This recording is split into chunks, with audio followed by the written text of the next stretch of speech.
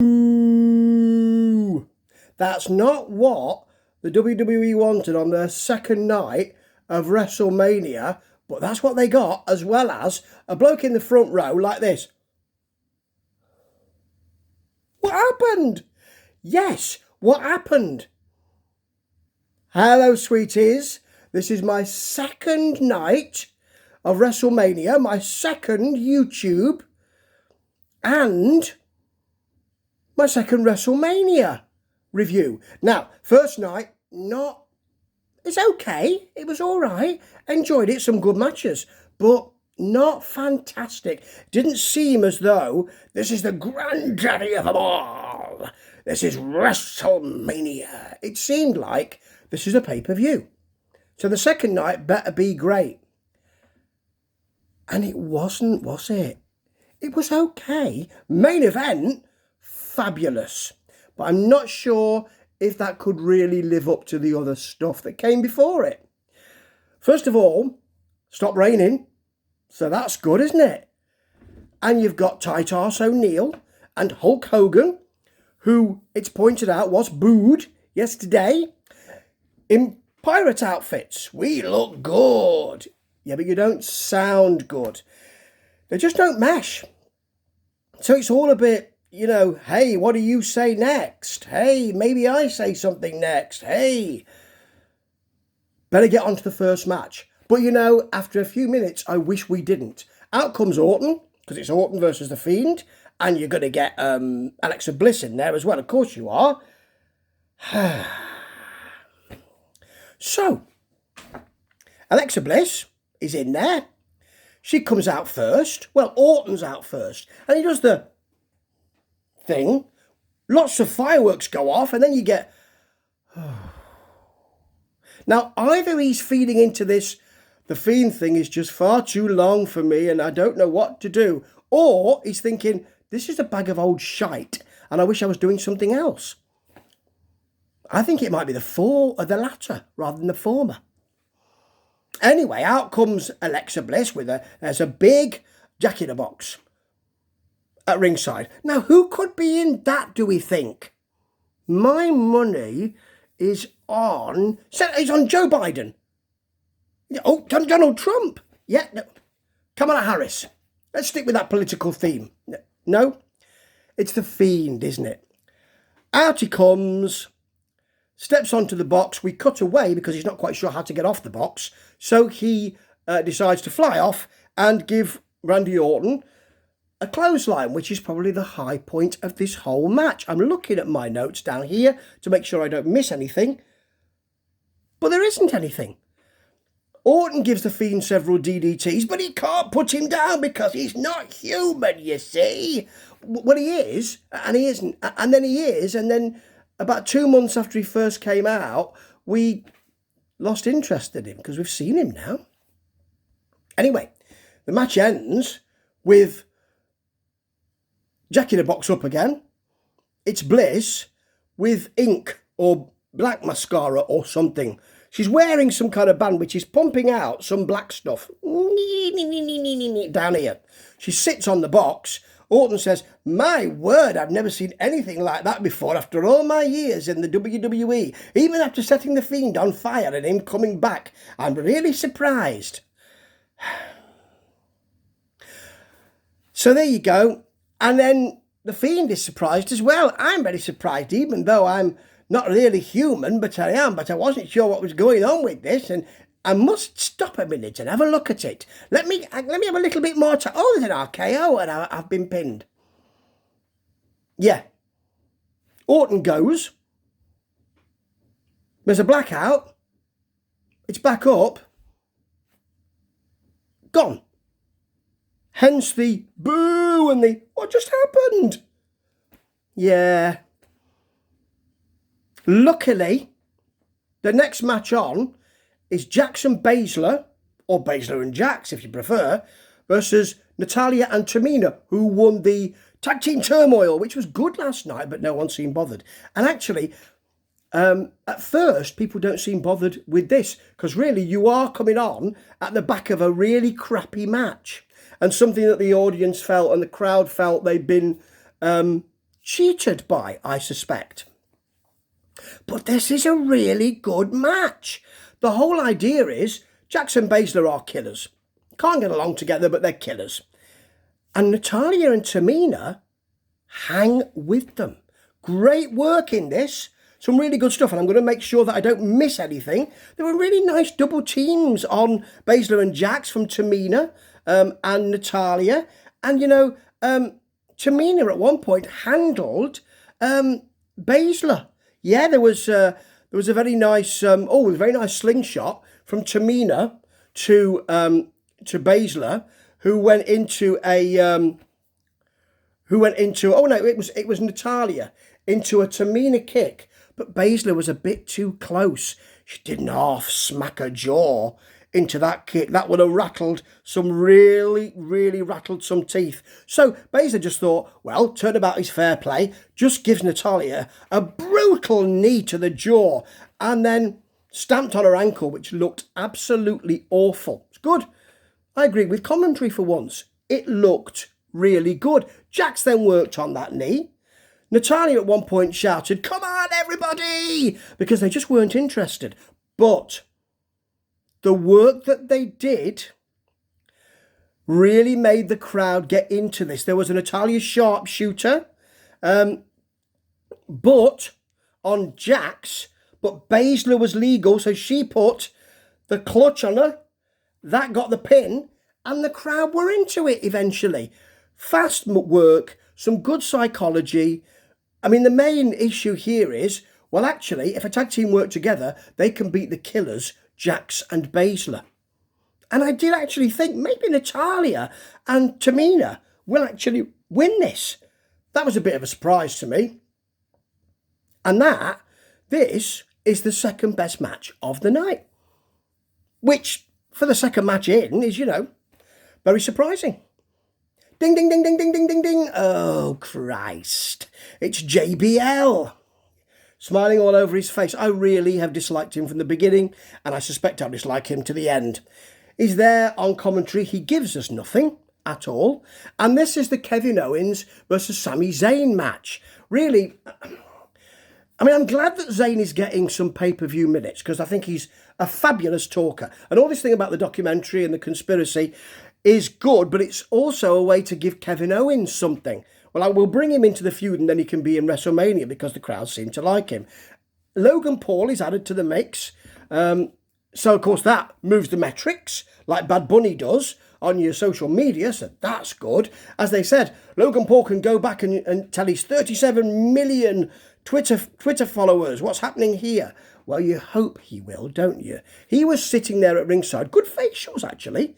Good facials from Logan Paul because he was, he's a friend of Sami Zayn's, but really during the match, he was fairly impartial.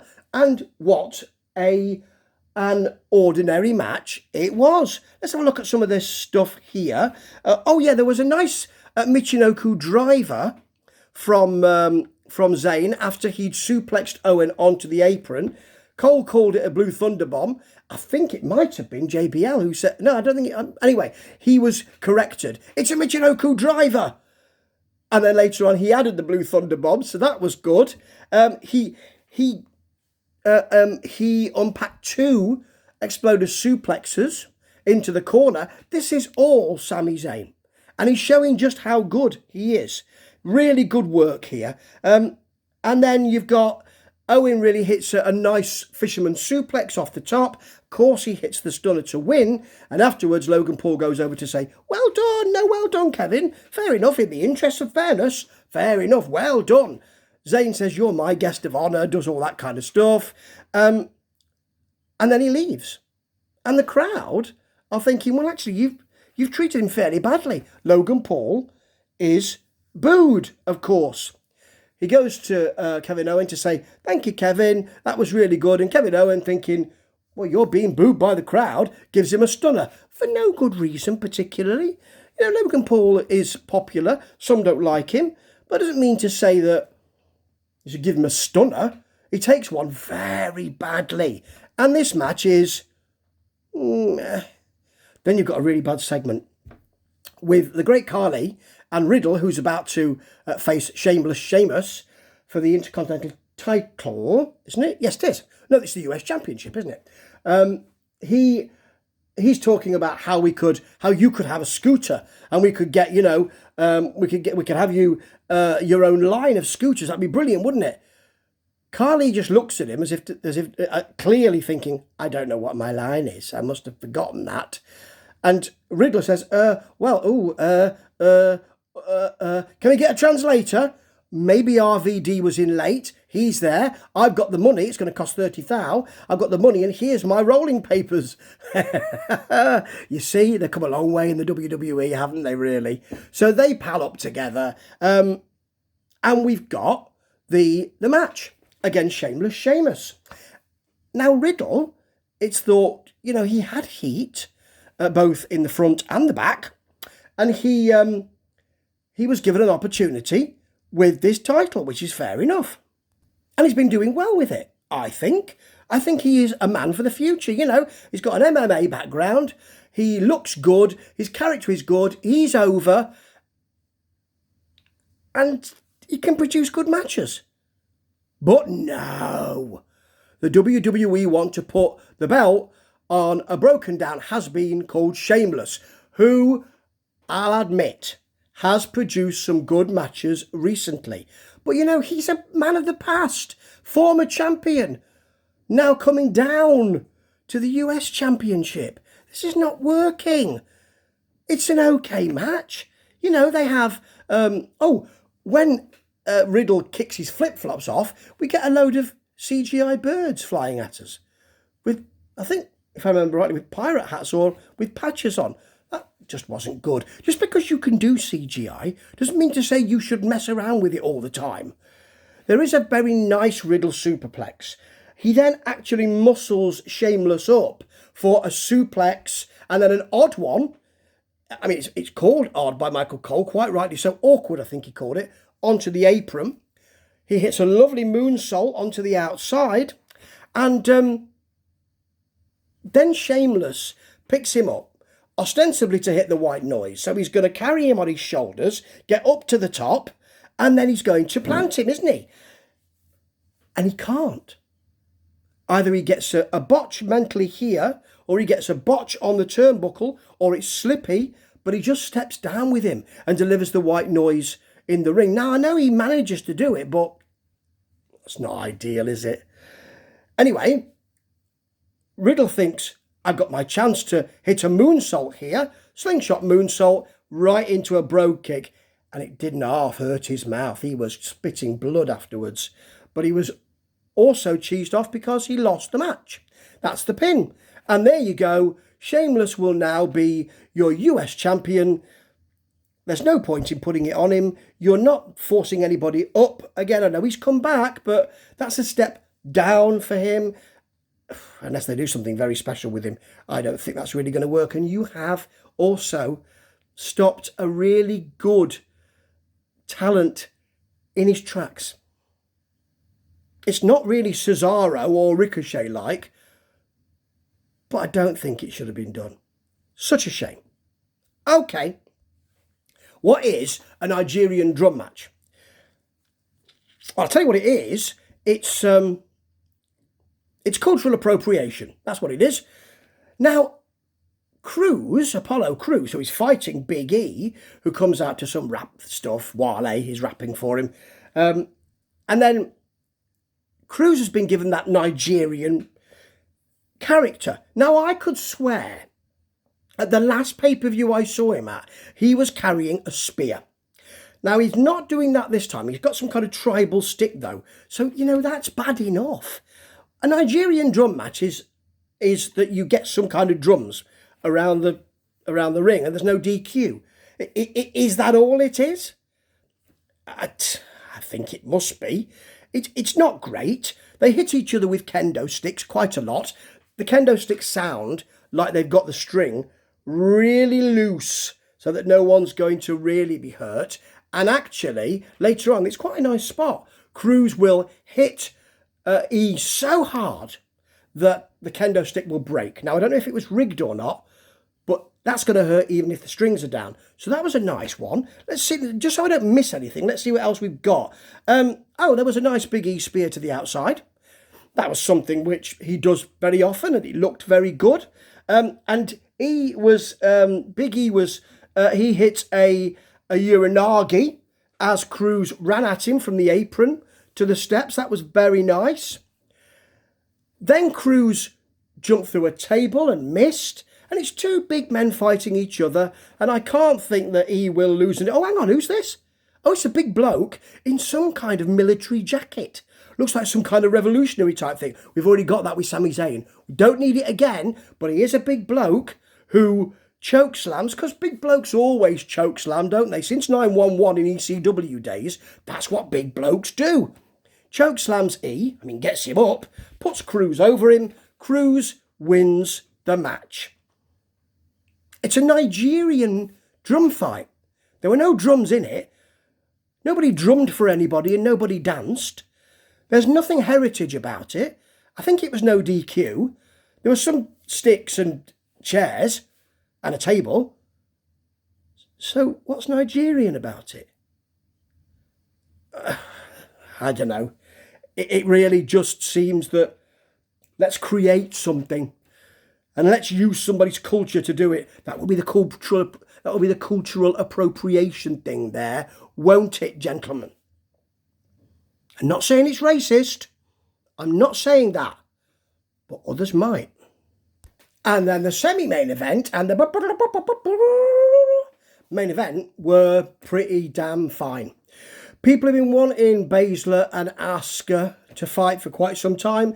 They really didn't disappoint. This was brutal. It was hard hitting. There were some really nice moves, and I'm going to have a look to see what they were so I don't miss anything. Oh yeah, Ripley was played on by Ash Costello, who just gave a really poor bash through. We couldn't really hear it very well. And she did herself no favours as far as her career goes with this, I suspect. You can put it on your CV, but when people look back at it, I'm not sure they'll be delighted. There was quite a lot of joint manipulation here. Early on, Ripley took control and brutalised until Asuka caught her in a leg lock.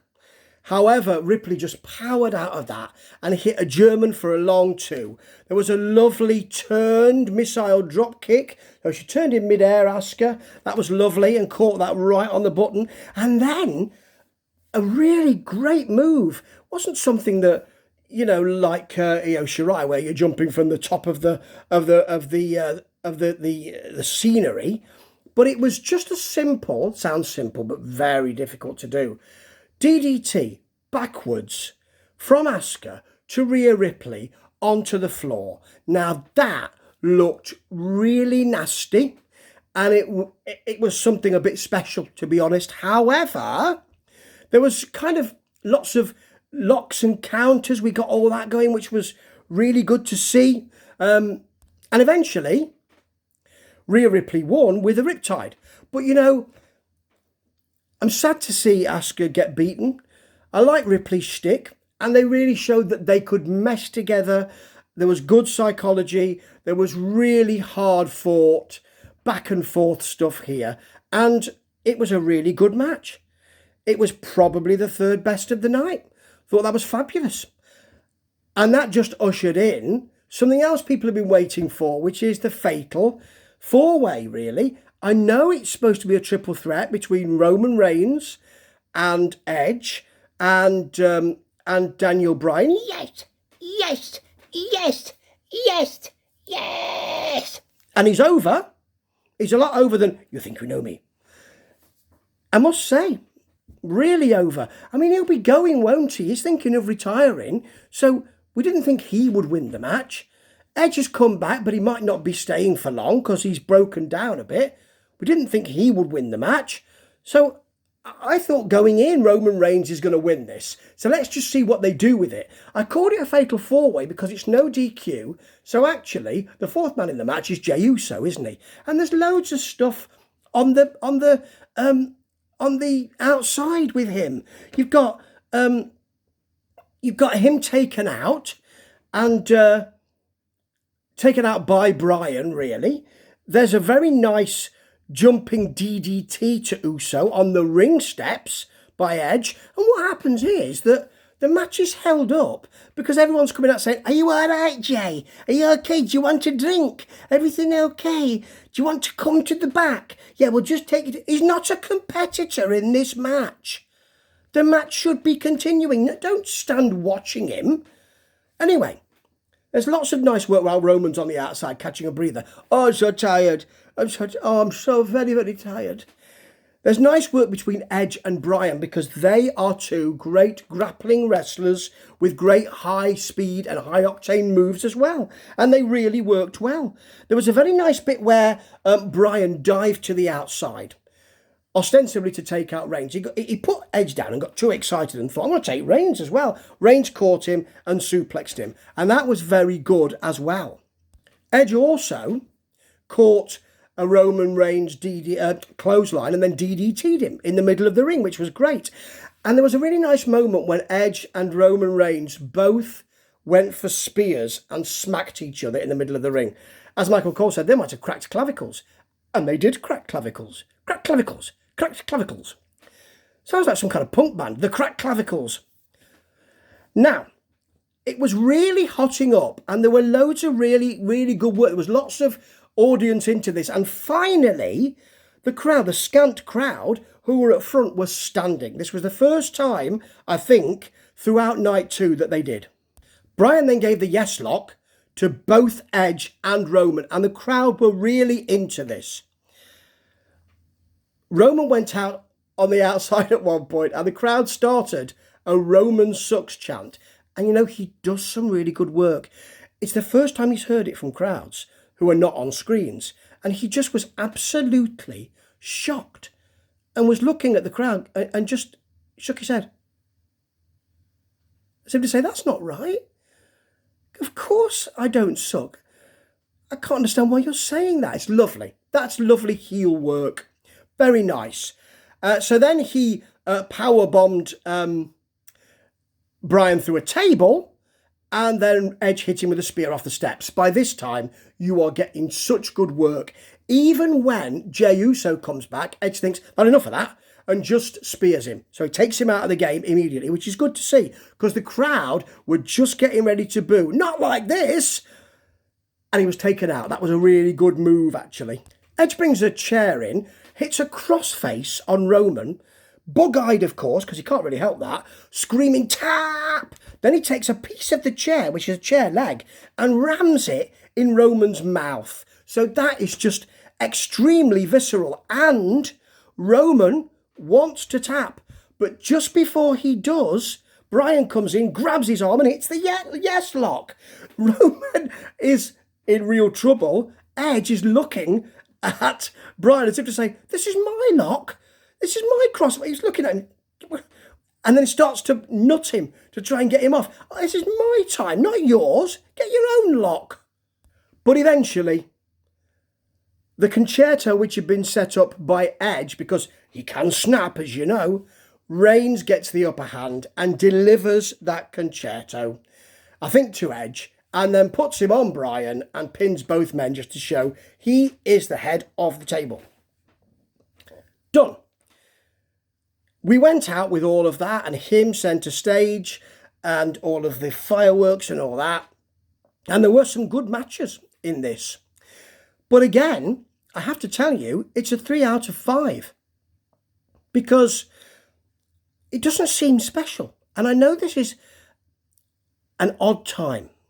But it doesn't seem, even with all the fans in there, that you've really, really hit something. You haven't had simmering discontent, which will then come to a head. You've got some matches we want to see. You've got some matches we didn't know we wanted to see that we enjoyed. But generally, the matches here didn't live up to what we might have expected on WrestleMania, which is that you have the best matches of the year. 2 nights is too much. Cut out that fat. Make some long-term angles. Those old things. Look at AEW if you really want to see how to do that. And then build to something next year. Because this year just seemed like another pay-per-view. not a B-level pay-per-view, but a kind of SummerSlam Survivor Series pay-per-view, which is fine, but that's not WrestleMania, is it? Ahoy, me hearties. This one didn't descend to 40,000 fathoms, but it's certainly treading water. Ta-ta.